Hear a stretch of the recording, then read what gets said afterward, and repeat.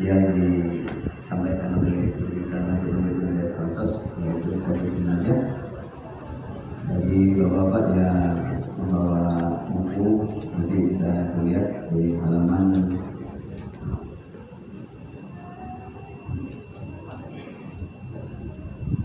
50. Oleh itu kami mohon kepada beliau untuk menyampaikan pembicaraan. Mari kita berdiri, kita tolak al-badr. Maju semuanya ke rapat. Maju dikit, agak geser ke tengah. Ya, maju Pak, terus Pak. Ya Nabi salam alaika.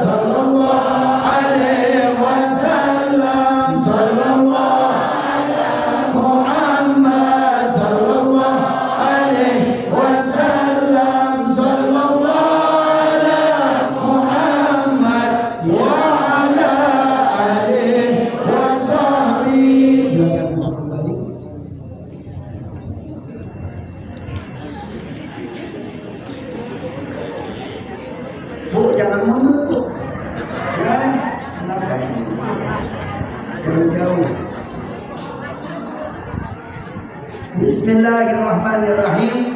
Assalamualaikum warahmatullahi wabarakatuh. Alhamdulillahi rabbil alamin, alladzi arsala rasulahu bil huda wa dinil haq liyudhhirahu 'ala ad-dini kullih walau karihal kafirun. Asyhadu an la ilaha illallah wa asyhadu anna Muhammadan abduhu wa rasuluh la nabiyya ba'dah. Allahumma salli wa sallim ala sayyidina Muhammadin wa ala alihi wa sahbihi wa man tabi'ahum bi ihsan ila yaumiddin, amma Yang sama-sama kita muliakan yaitu Al-Ustaz Ad-Da'i Ilallah, Ketua DKM Masjid Jami Nurul Amal, yaitu Bapak Haji Ahmad Hariri. Kita doakan mudah-mudahan beliau panjang umur, sehat walafiat, terus membimbing kita kepada jalan yang diridhoi oleh Allah Subhanahu wa Ta'ala. Amin ya rabbal alamin. Bapak-bapak, ibu-ibu, pemuda-pemudi, anak-anak, sebelum kita membaca kitab fikih yang selalu rutin kita baca setiap bulan, saya merasakan pertemuan ini begitu cepat hari ini. Seolah-olah baru sehari kita ketemu, sekarang ketemu lagi, betul? Merasakan begitu enggak? Oh, Masya Allah. Inilah bukti bahwasanya Bapak Ibu adalah orang yang beriman. Sebagaimana yang disifati oleh Nabi Muhammad SAW, orang-orang yang beriman, mereka merasakan hari demi hari, minggu demi minggu, bulan demi bulan, tahun demi tahun, merasa perjalanannya begitu. Tandanya Anda orang beriman. Tahu-tahu udah ketemu lagi. Dulu belum nikah, tahu-tahu udah nikah. Tahu-tahu punya anak. Habis punya anak, punya mantu. Cucu, mantu dulu. Gimana punya cucu kalau belum punya mantu? Tahu-tahu punya cucu, subhanallah, perjalanan begitu cepat. Nah, maka itu orang yang punya perasaan seperti itu, hari demi hari cepat, maka orang itu dikategorikan oleh Nabi, saksikan mereka itu orang yang beriman. Nah, mudah-mudahan insya Allah percepatan perjalanan kita ini kita gunakan untuk ibadah kepada Allah. Bulan Maulid sudah tiba. Untuk apa sih, Bib? Kok bulan Maulid diadakan peringatan Maulid di mana-mana di masjid? Kayaknya masjid, musola, ataupun majelis taklim. Kalau bahasa Betawinya kudu. Tahu kudu gak? Harus. Hah?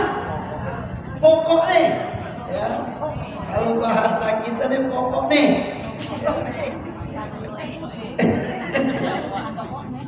Harus adain Maulid. Kenapa? Karena Maulid ini adalah media, sarana untuk kita mengungkapkan kecintaan kita kepada Nabi. Bagaimana kita 17 Agustus setiap tahun kita adakan? Kenapa diadakan? Agar bangsa dan negara kita, rakyat Indonesia, biar tahu kamu semuanya. Ini dikasih pelajaran sama pahlawan-pahlawan. Kamu biar tahu, kami dulu berjuang mempertahankan negara kesatuan Republik Indonesia. Darah, nyawa, semua harta, anak istri saya tinggalkan bertahun-tahun. Bahkan di medan pertempuran kematian yang kami dapatkan, Anda sekarang merasakan nikmat, Anda sekarang merasakan enak. Maka itu penerus generasi berikutnya mengadakan 17 Agustus untuk mengenang semuanya. Pahlawan-pahlawan, kita mengheningkan cipta beberapa saat untuk mendoakan mereka. Nah, Maulid juga seperti itu. Kalau para pahlawan mereka memerdekakan bangsa dan negara kita, tapi baginda Nabi Muhammad SAW nanti di akhirat yang akan memberikan syafaat kepada kita. Nah, maka ada qasidanya itu. Isfa' lana lana ya habibana. Isfa' lana ya habibana. Laka syafa'at ya Rasulullah. Ya Nabi ya Rasulullah.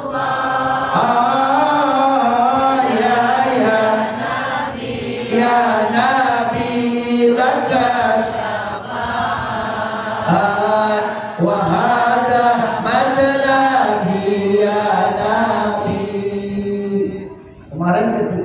Jumat itu saya kutip juga di sini.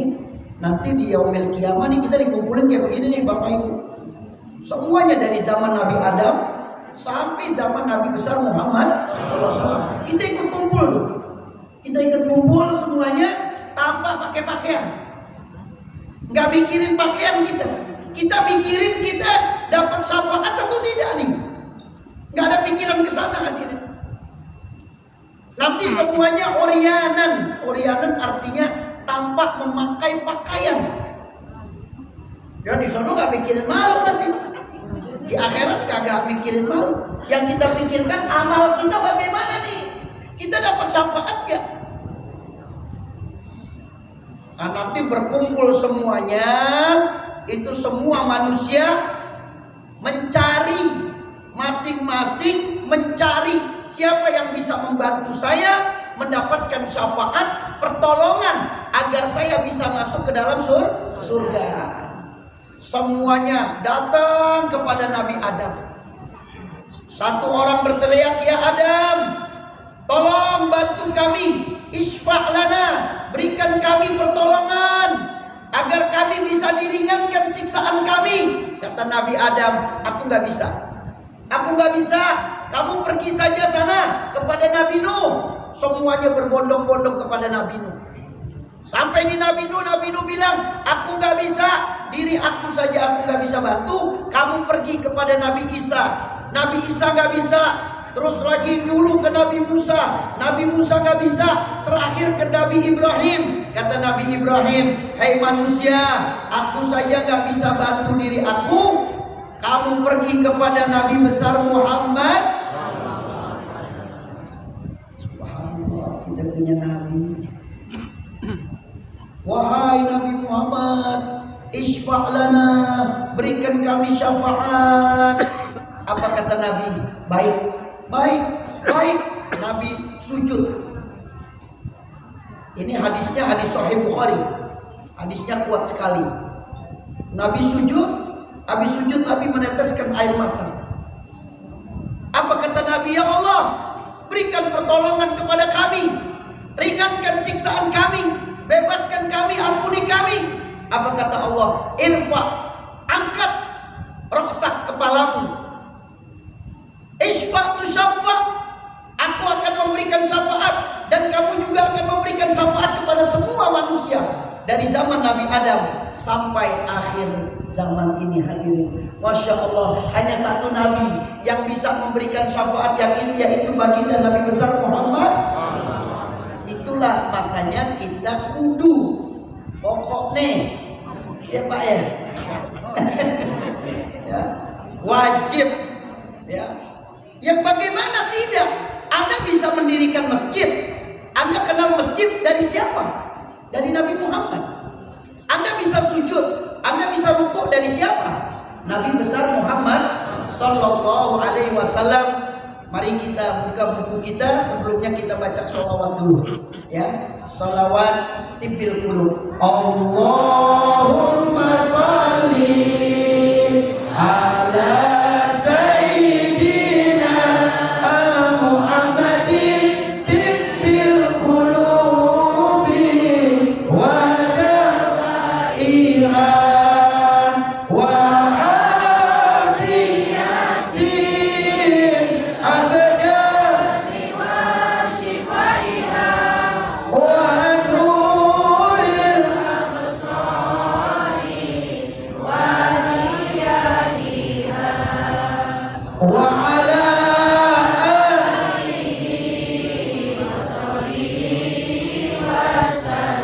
sekali lagi. Allahumma sholli Allah ala sayyidina. Ya Allah, muliakan kami. Wa dawaiha wa afiyatiha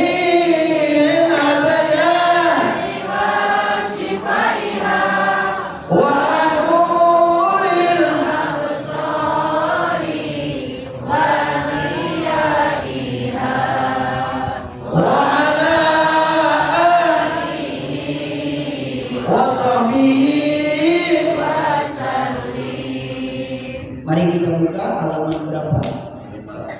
52, silakan dibuka halaman 52.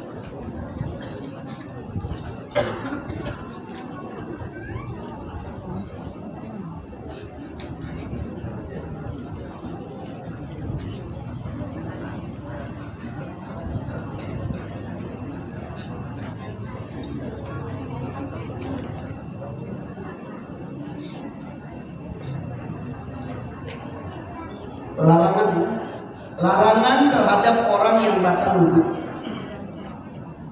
Yang tidak pegang buku tolong didengarkan, insya Allah berkah. Amin. Radhiyallahu ankum wa qala radhiyallahu anhu wa nafa'na fid dini wad dunya wal akhirah. Man intaqada wudu'uhu haruma alaihi arba'atu asya, as-shalah wa tawaf wa masul mushaf wa hamluhu. Silakan dibaca artinya.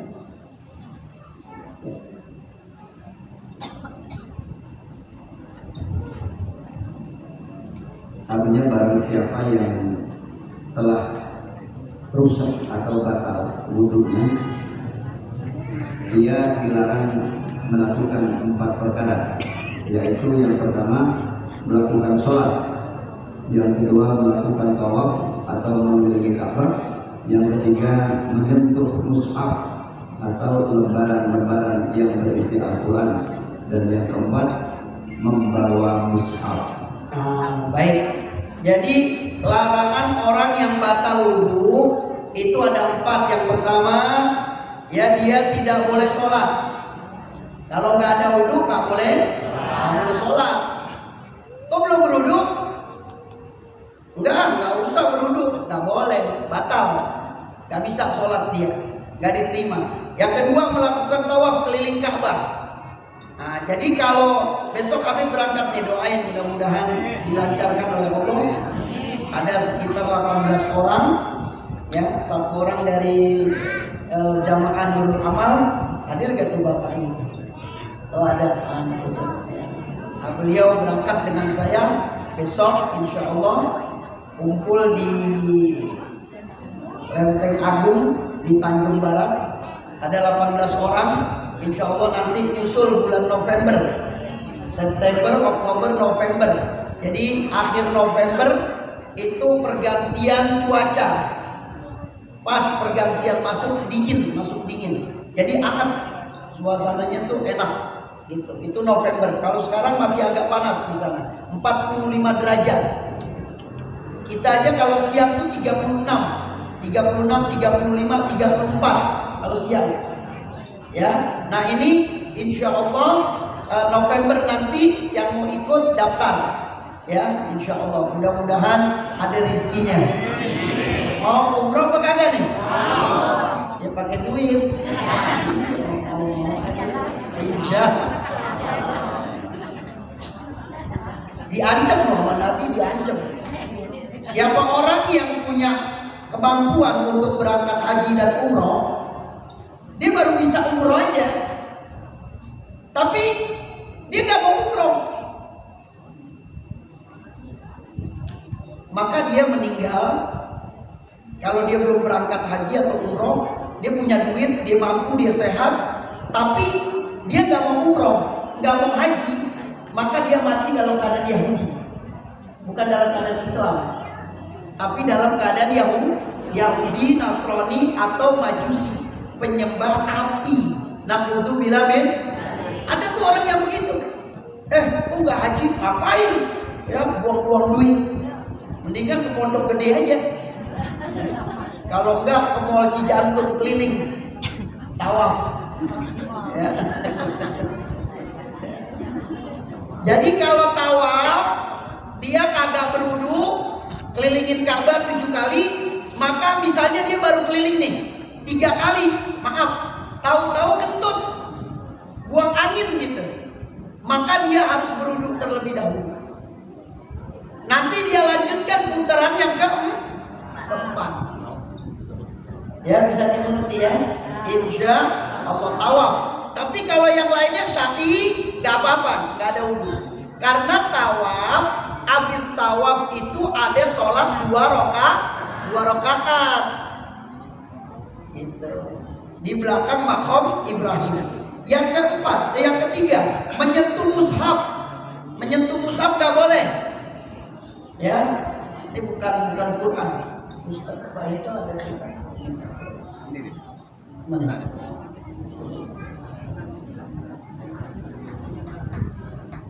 Maaf Habib agak terlambat, janjinya jam 9 sama Pak. Semalam pulang jam 12. Saya bingung. Undangan banyak banget ya. Lumayan. Ya. Nah itulah resiko. Ya resiko. Insya Allah mudah-mudahan doain aja biar sehat walafiat.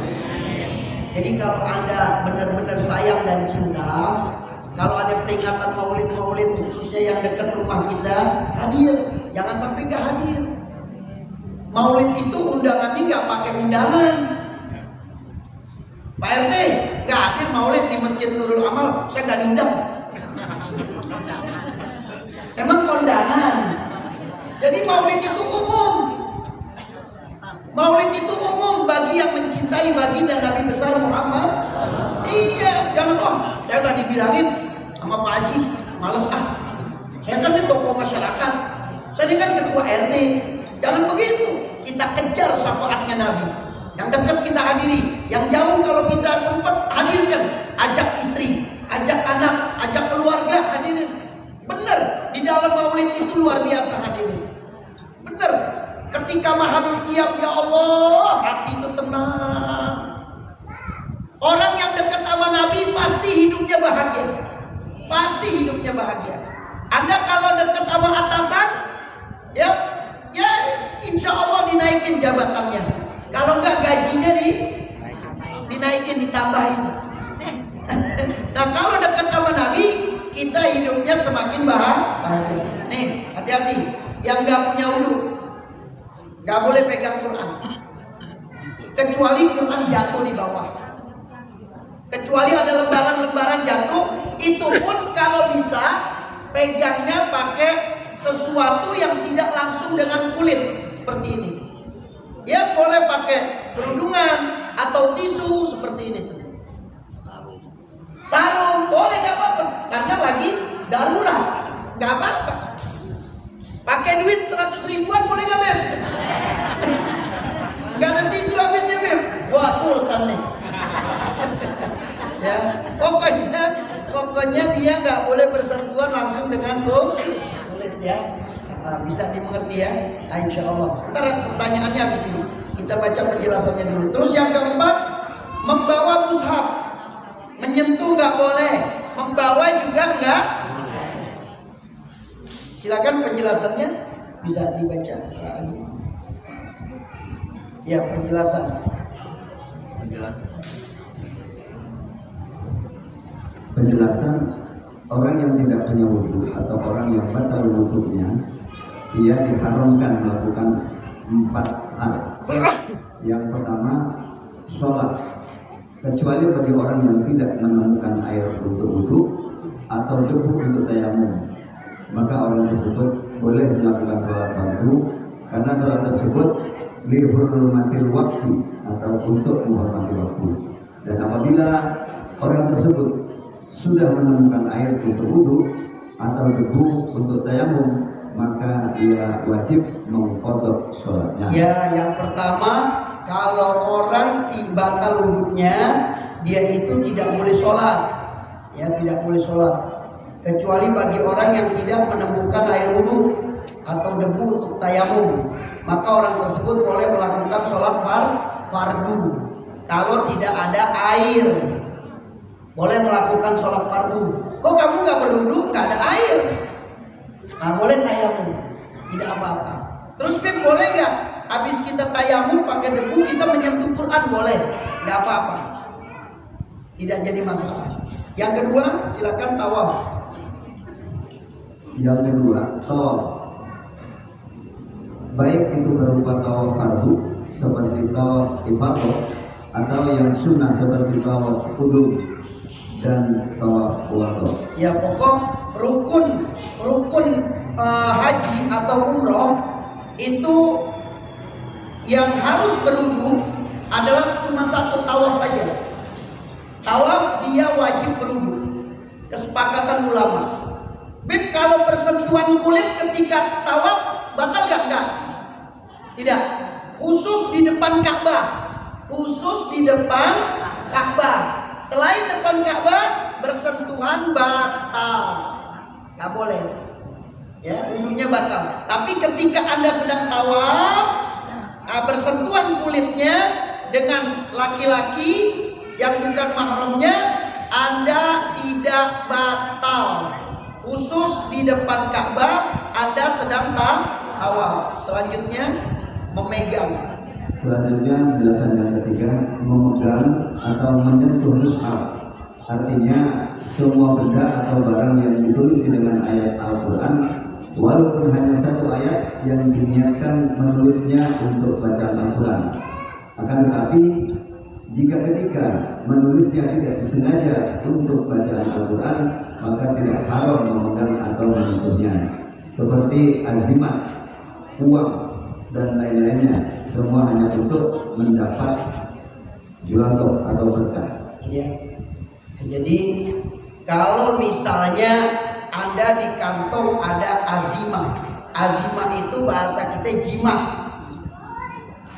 Jadi ada tulisan ayat Al-Quran di kertas. Ada, boleh. Seperti innahu min Sulaiman wa innahu bismillahirrahmanirrahim. Kita lipat, kita taruh, baik itu di tas kita atau di dompet kita. Tahu-tahu kita megang. Padahal itu adalah ayat suci Al-Quran, itu gak apa-apa. Beb, Yasin yang ada artinya boleh saya pegang gak? Gak boleh. Kalau selama di situ masih ada ayat Al-Qurannya, Anda tidak boleh megang. Anda dengerin aja, dengerin, pahalanya juga sama, ya. Jadi jangan dipegang. Kalau di situ masih ada, biasanya Yasin itu biasanya di belakang kanan itu komplit ayat Al-Qurannya, di sebelah kirinya itu Latin nama artinya. Latinnya boleh Anda pegang, Anda buka lembarannya. Tapi yang bahasa Arabnya, yang Al-Qurannya tidak boleh, karena Anda tidak berwudu, ya, bisa dimengerti ya. Emang azimat itu boleh, gak apa-apa, ya. Karena Nabi SAW pernah melakukan ketika waktu itu ada orang sakit. Nabi datang, ini satu orang, ya Rasul, badan saya panas, meriang. Nabi ngambil tinta, Nabi tulis di kertas. Habis tulis di kertas, diambil air, dicelupkan seperti ini ke dalam, sampai tintanya itu tulisannya hilang. Diaduk sama Nabi, kertasnya diambil, silakan minum, sembuh penyakitnya. Saya pernah di Singapura nengokin satu orang lagi sakit di rumah sakit Singapura. Saya datang, tahu-tahu saya lihat ada di atas besi tempat operasi kok ada gantungan kayak kertas. Ini yang operasi ini orang non muslim, dokternya non muslim, bukan orang Islam. Akhirnya saya bilang, dok, ini apaan? Oh, itu zimat. Oh, dari siapa, dok? Dari salah satu ustadz. Kalau saya operasi katanya harus taruh itu katanya. Padahal non muslim. Terus bagaimana reaksinya, dok? Setiap saya operasi selalu berhasil. Boleh saya lihat, dok? Boleh, saya ambil, saya buka ayat Al-Quran.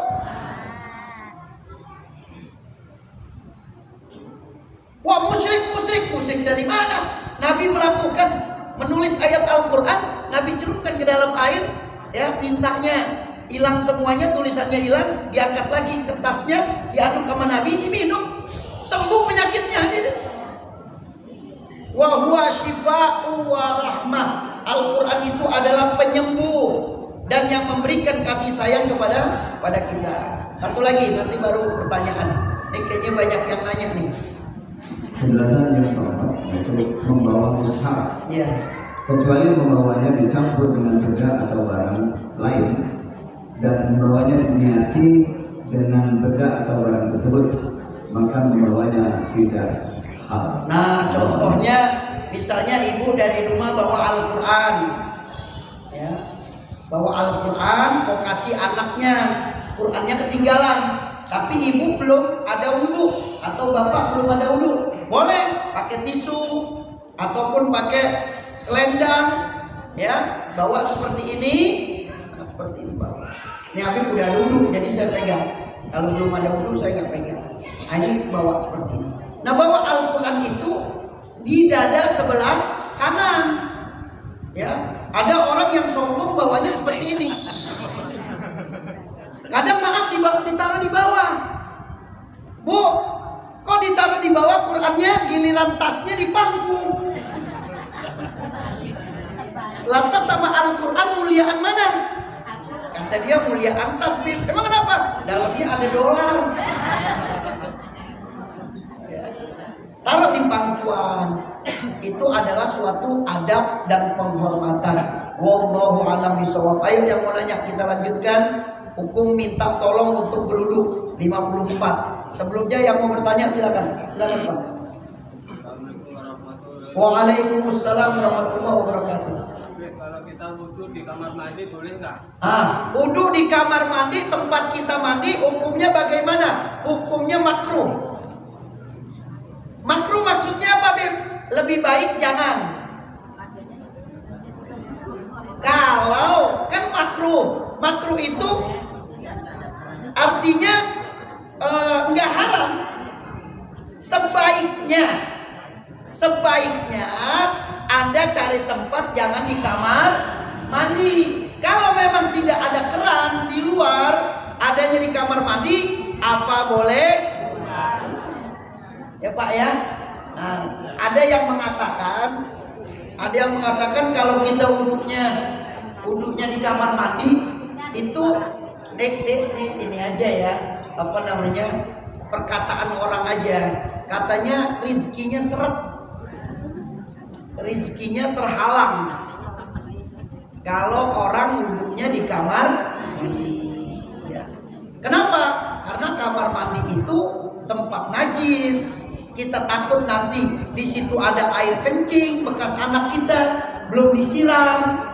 Apalagi kita masuk kamar mandi nggak pakai sendal atau temboknya kena najis anak kita kencing, maka dikatakan kalau wudhu di kamar mandi tempat kita mandi sekalian kita berwudhu. Tapi kalau kita yakin udah kita siram temboknya semuanya bawahnya, kita wudhu nggak apa-apa. Tapi tetap hukumnya makruh. Makruh itu artinya sebaiknya Bapak berwudhu di tempat yang lain. Waduh Bib, nggak bisa, saya tetap di kamar mandi. Baik, kalau memang tetap di kamar mandi, pastikan airnya itu lebih dari 2 kula. Atau yakini tembok kanan kiri tidak ada najis. Bisa dimengerti ya Pak? Bapak mau rezekinya banyak apa dikit? Banyak. Nah, kalau banyak jangan wudhu di kamar mandi. Tapi kalau memang tidak ada, hati-hati. Ya, hati-hati. Takutnya anak kita, istri kita buang air kecil sembarangan, gak disiram. Kita udah wudhu, tahu-tahu kita kena najis lagi. Ibu-ibu yang mau nanya, silakan. Ya, silakan.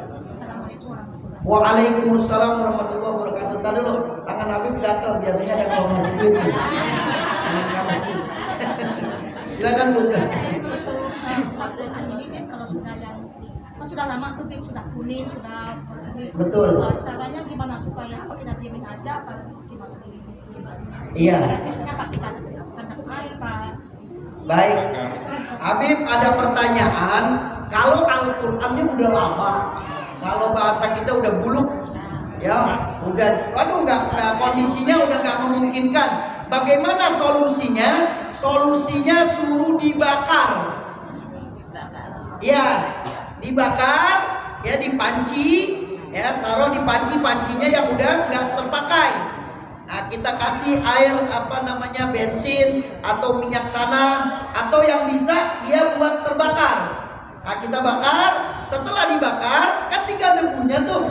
Nah, debunya itu dimasukin ke kantong plastik atau ke bahan putih. Taruh di bahan putih, dikubur. Tapi kuburnya hati-hati, jangan tempat orang yang berjalan, sehingga pas kita kubur itu hati-hati di taman. Boleh gak di pot tanaman? Boleh, gak apa-apa, itu kan gak keinjak. Cuman hati-hati, kadang-kadang pot di rumah buat kencing anak kita.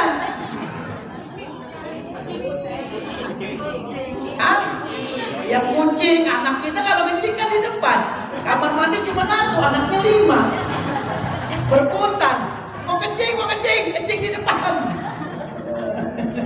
Ya hati-hati pokoknya bapak ibu, kalau Quran udah nggak terpakai, sekiranya sudah memang tidak pantas lagi untuk dibaca, maka boleh dibakar, nggak apa-apa. Itu solusinya. Kalau saya kubur bagaimana Bim? Dengan Quran-Qurannya jangan. Dianjurkan dibakar dulu. Ya, dibakar terlebih dahulu. Tapi dibakarnya nggak boleh kelihatan orang. Nanti ibu dikira membakar Al-Quran.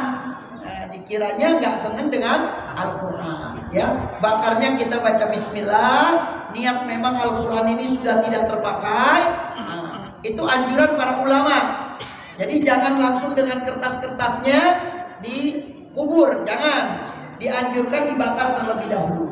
Baru kita taruh di plastik, di bahan yang warna putih, ya pokoknya ditutupi agar tidak terinjak ataupun tempatnya mulia.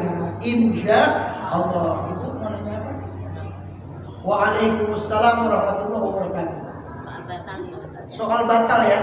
Kalau kita di Mekah itu kan kalau naik lift itu kan suka rombongan. Rombongan kalau di Mekah naik lift itu rombongan. Maksudnya sentuhan kadang-kadang sentuh gitu. Betul. Gitu kita. Nggak apa-apa ibu, nggak apa-apa. Selama ibu masih di Mekah. Walaupun masih Masjidil Haram masih enggak. Nggak apa-apa, nggak apa-apa. Yang penting ibu jangan keluar sesuatu dari lubang depan dan lubang belakang. Kencing ataupun buang angin. Udah itu aja.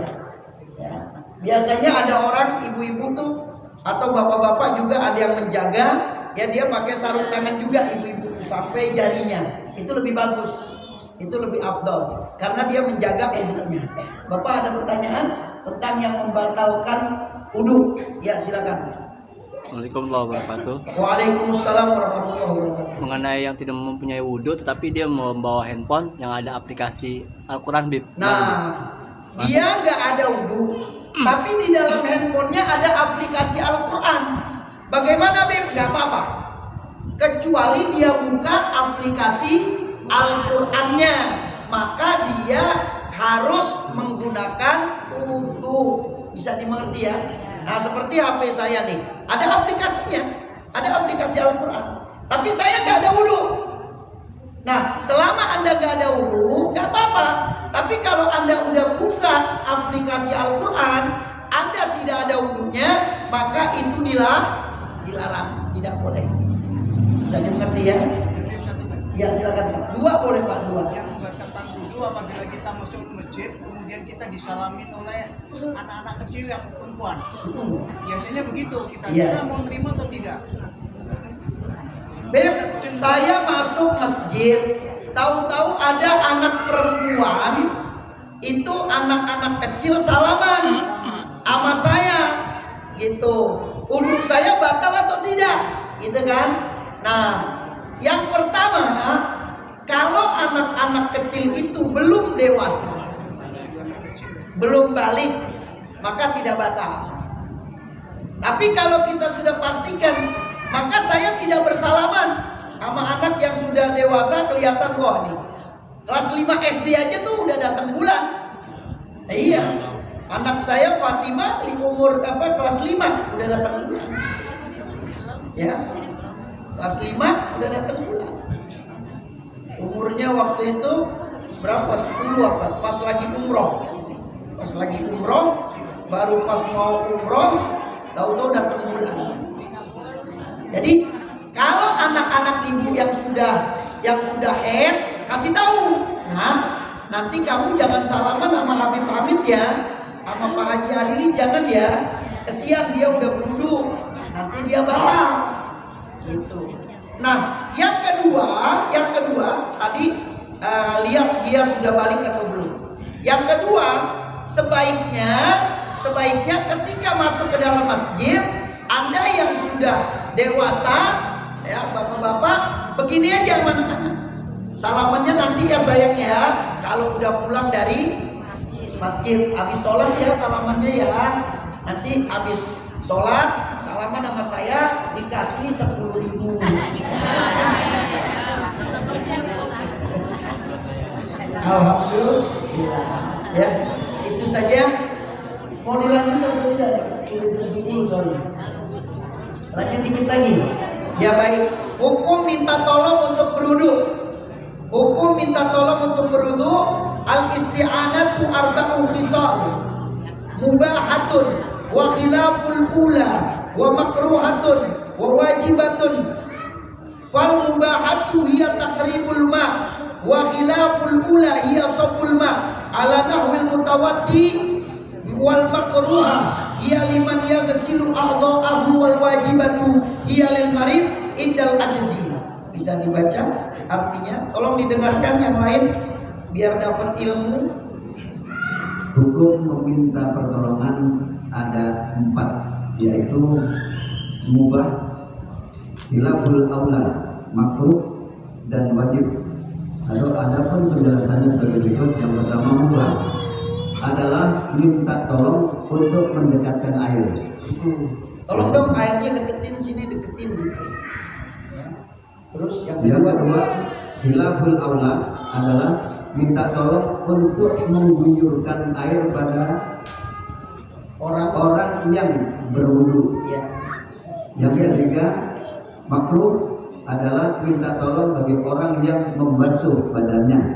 Yang keempat, wajib hukumnya adalah minta tolongnya orang yang sedang sakit ketika tidak mampu melakukan sesuatu. Ya, jadi makruh tuh kalau kita sehat, cuman kita minta dibasuhin, itu namanya kolokan. Mah, basuhin dong tangan aku mah. Anaknya minta sama mamanya, basuhin mah. Kamu males banget, ya sebentar aja mah, gitu kan. Itu nggak boleh, itu hukumnya makruh. Makruh lebih baik jangan dikerjakan. Nah terus hukum minta tolong untuk berwudu yang keempat ini wajib. Wajib bagi orang yang sakit. Nah, biasanya orang yang sakit udah tayamum aja. Padahal wudu masih bisa. Justru air wudu itu akan menyembuhkan penyakitnya. Sayang, kalau ada orang stroke, udah gak usah deh pakai wudu. Basah-basahin, udah tayamum aja. Oh salah dia. Seharusnya dia berwudu. Insya Allah dengan berwudu air tersebut akan menjadi obat. Wallahu a'lam bishawab. Ayo ada pertanyaan? Silakan yang mau bertanya. Masalah apa aja? Habib minta maaf kalau Habib punya salah.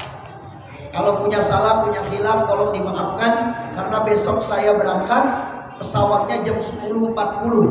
Pesawatnya jam 10.40 pakai Saudi Airlines dari Jakarta ke Jeddah, dari Jeddah kita ke Madinah, di Madinah 4 hari, Senin, Selasa, Rabu, Kamis kita buat umroh menuju ke Mekah pakai pakaian ihram, ya. Terus kita kelilingnya itu malam Jumat, umrohnya malam Jumat, itu lagi penuh-penuhnya, luar biasa. Setelah selesai, maka di Mekah Jumat, Sabtu, Minggu. Pokoknya tanggal 3 kita udah sampai Indonesia. Tanggal 3 Oktober. Tanggal 3 Oktober. Nah, bagi bapak-bapak, ibu-ibu, tolong Abdullah diambilin itu di mobil, maaf ya. Di belakang lembarannya kecil banget.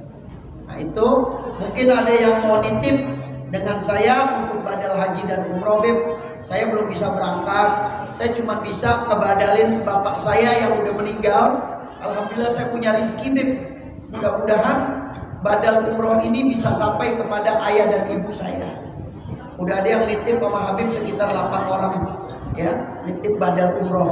kemarin ada di Moong badal haji. Ya, jadi yang ingin menitip dengan saya nggak apa-apa karena nanti saya langsung bertemu dengan orang. Kalau umroh nanti yang ngerjainnya Habib.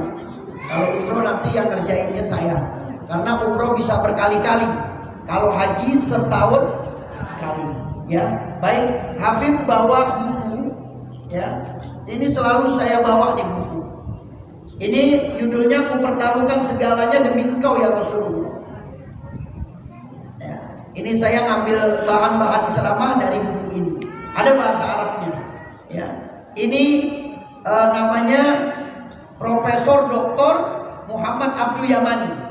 Beliau Menteri Perminyakan Arab Saudi. Beliau luar biasa. Ya, setelah pensiun dari kementeriannya, beliau banyak mengarang daripada kitab-kitab yang menunjukkan kepada kecintaan baginda Nabi Muhammad SAW. Nah, jadi kalau kita mau hidup bahagia, kita mau hidup senang, itu jangan lupa Anda semuanya dekat sama Nabi Muhammad SAW. Gembirakan kita punya Nabi. Kalau buat maulid jangan tanggung-tanggung. Kalau punya rezeki buat yang bagus. Kalau 17-an kita bisa buat panggung yang besar, buat Nabi Muhammad SAW. Kita buat yang lebih meriah lagi.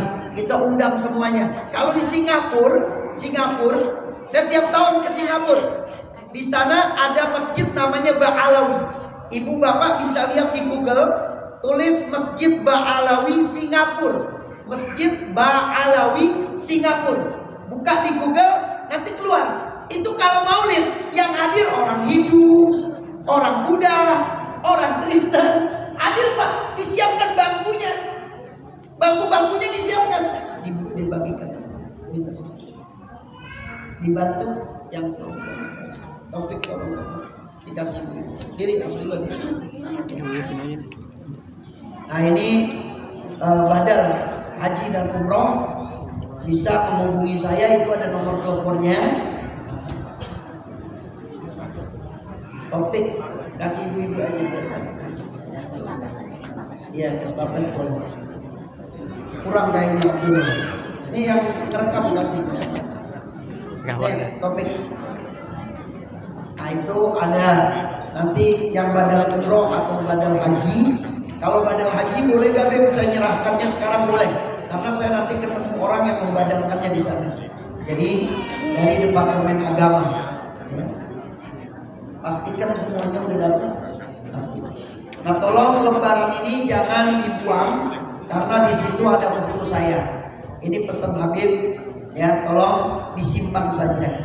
Ya, disimpan di rumahnya. Terus fasilitasnya nanti dapat sertifikat.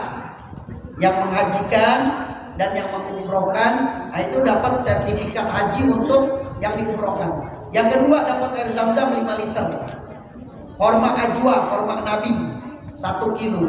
Sejadah, tasbih dan oleh-oleh haji dan umroh seperti kacang Arab, kismis dan lain-lain. Dalil badal umroh. Wahai Rasulullah, ayahku sudah sangat tua, tidak mampu haji umroh dan perjalanan. Beliau menjawab, hajikan ayahmu dan umrohkanlah. Hadis riwayat Ibnu Majah, Tirmidzi dan Nasai. Padahal ayahnya masih hidup ya. Ayahnya sakit.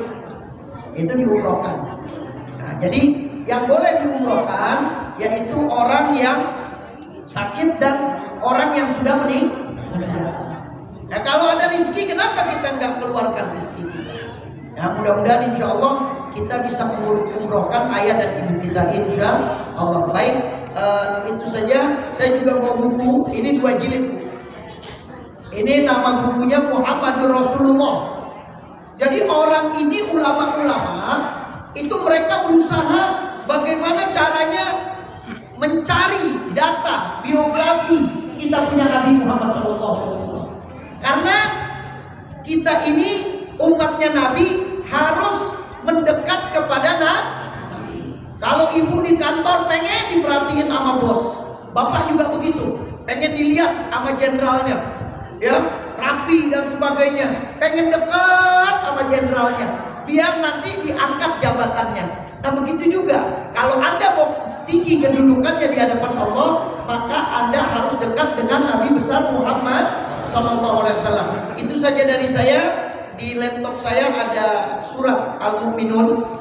Yang mau mencatat silakan, surat Al-Mu'minun ayat 69. Surat Al-Mu'minun ayat 69. Am lam ya'rifu rasulahum fahum lahu munkirun. Ini adalah paksaan. Allah memaksa kita agar Anda semuanya harus mengenal Nabi Muhammad SAW. Takutnya kalau Anda nggak mengenal, Anda akan memungkirinya. Lahu munkirun, munkar, nggak percaya. Saya nggak percaya sama Nabi. Kenapa? Karena dia tidak pernah membaca biografi Nabi. Nah, ini berbahaya. Nah, mudah-mudahan insya Allah surat Al-Mu'minun ayat 69 nanti bisa dibaca-baca lagi di rumah. Semoga Allah Subhanahu wa taala menjaga kita. Mari kita baca surat Al-Fatihah. Mudah-mudahan insya Allah Allah angkat derajat kita, Allah ampuni dosa kedua orang tua kita, dan Habib berdoa mudah-mudahan Bapak Ibu, pemuda-pemudi, anak-anak bisa haji, bisa umroh. Doakan Habib mudah-mudahan besok perjalanannya dilancarkan oleh Allah, dimudahkan oleh Allah, dan mudah-mudahan menjadi umroh yang mabrurah. Nanti insya Allah di depan makomnya Nabi, saya akan mengucapkan salam kepada Nabi. Assalatu wassalam alaika ya Rasulullah. Salam assalatu wassalam alaika ya Rasulullah dari jamaah Masjid Jami Nurul Amal. Itu semuanya kena hadirin dipandang sama Nabi. Sekian, mohon maaf. Al-Fatihah. Bismillahirrahmanirrahim. Alhamdulillahirabbil alamin arrahmanir rahim maliki yaumiddin. Iyyaka na'budu wa iyyaka nasta'in ihdinas siratal mustaqim siratal ladzina an'amta 'alaihim ghairil maghdubi 'alaihim waladdallin. Amin. Mari kita angkat kedua tangan kita. Allahumma shalli ala sayyidina Muhammad wa ala ali sayyidina Muhammad. Allahumma rabbana taqabbal minna hajjan wa umrah baitikal haram wa ziyarati nabiyyika Muhammad sallallahu alaihi wasallam. Ya Allah, ya Rahman, ya Arhamar Rahimin, bantulah kami ya Allah agar Engkau kabulkan permintaan kami, agar Engkau terima permintaan kami, agar kami bisa haji, agar kami bisa umroh, agar kami bisa berziarah ke makam Nabi Muhammad sallallahu alaihi wasallam bersama-sama. Rabbana atina hasanah wa fil akhirati hasanah wa qina adzabannar. Subhana rabbika rabbil izzati amma yasifun wa salamun alal mursalin walhamdulillahi rabbil alamin. Tolong dijawab, Habibnya dimaafin apa kagak? Amin. Kurang kencang dimaafin apa kagak? Amin. Betul ya? Jangan ada dusta di antara kita. Sekian dari saya terus mendoakan Bapak Ibu. Kalau misalnya ada yang mau nitip doa, ini ada nomor telepon yayasan saya. Nanti saya yang pegang handphonenya. Ya, ini nomor saya. Bisa misalnya contoh, taruhlah, nggak usah pakai salam nggak apa-apa. Misalnya Haji Ahmad Hariri, 1, panjang umur. Nggak usah tulis tolong doakan biar panjang umur, gak usah. Panjang umur. Yang kedua, murah rezeki. Yang ketiga, anak di pondok pesantren biar dapat ilmu yang bermanfaat. Yang keempat, lagi bisnis. Ya, bisnis apaan Bu Haji? Ya, bisnis sapi. Misalnya, nah seperti itu. Yang kelima, orang tua sakit, mudah-mudahan lekas sembuh. Seperti itu aja. Jadi ringkas saja. Jadi nanti Habib ketik semuanya, nanti Habib doakan di tempat-tempat mustajabah, di tempat-tempat yang doa itu benar-benar langsung mustajabah. Insya Allah. Terima kasih Bapak-bapak, kita salam-salaman, saling maaf-maafkan. Hadanallahu wa iyyakum ajmain. Ada pengumuman lagi? Yang dikit ada pengumuman, saya tutup dulu. Assalamualaikum warahmatullahi wabarakatuh. Waalaikumsalam.